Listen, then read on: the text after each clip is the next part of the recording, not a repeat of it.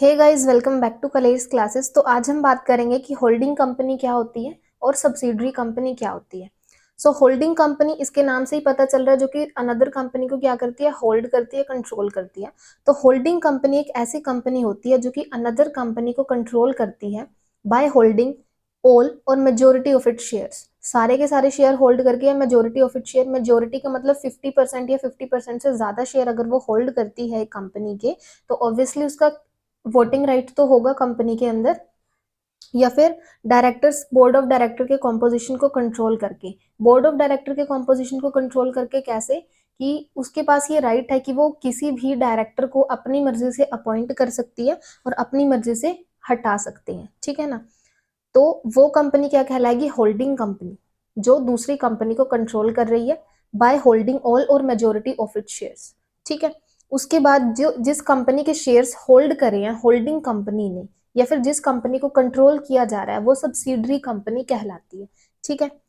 तो अब एक होल्डिंग कंपनी है जो उसकी सब्सिडरी एक भी हो सकती है, एक से ज्यादा सब्सिडरीज भी हो सकती हैं एक होल्डिंग कंपनी की, ठीक है। अब सब्सिडरी कंपनी को अगर किसी ने कंट्रोल कर लिया है, किसी भी होल्डिंग कंपनी ने, तो इसका मतलब नहीं, ये नहीं है कि वो लिक्विडेट हो जाएगी। लिक्विडेट का मतलब, या फिर लिक्विडेशन का मतलब क्या होता है।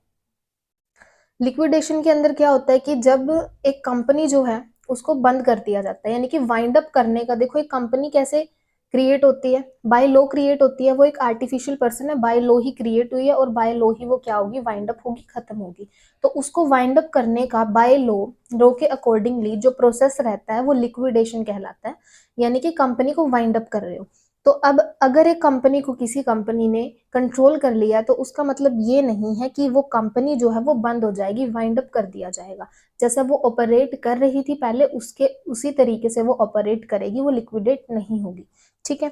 तो ये हमारी होल्डिंग कंपनी जो ऑल और majority of it share hold करती है, दूसरी कंपनी को कंट्रोल करती है। और सब्सिडरी कंपनी जिसको कंट्रोल किया जा रहा है, वो होती है हमारी सब्सिडरी कंपनी, ठीक है। अब यहाँ पे कुछ डेफिनेशन हमको गिवन है कि एक सब्सिडरी एक एंटरप्राइज होती है which is controlled by another enterprise. Subsidiary company ऐसी कंपनी है जो कि अनदर कंपनी के द्वारा कंट्रोल करी जा रही है, चाहे उसने मेजोरिटी ऑफ शेयर होल्ड कर रखे हो, चाहे उसने सारे शेयर होल्ड कर रखे हो, ठीक है। और पेरेंट, पेरेंट कंपनी किसको बोला जा रहा है, यहाँ पे होल्डिंग कंपनी को बोला जा रहा है। Parent is an enterprise that has one और मोर सब्सिडरीज। पेरेंट जो है, यानी कि होल्डिंग कंपनी की एक या एक से ज्यादा सब्सिडरीज भी हो सकती हैं, यानी कि होल्डिंग कंपनी का कंट्रोल एक या एक से ज्यादा कंपनीज के ऊपर हो सकता है। नेक्स्ट हमारा अ ग्रुप। अब यहाँ पे बात कर रही है ग्रुप के बारे में। A group is a parent and all it subsidiaries.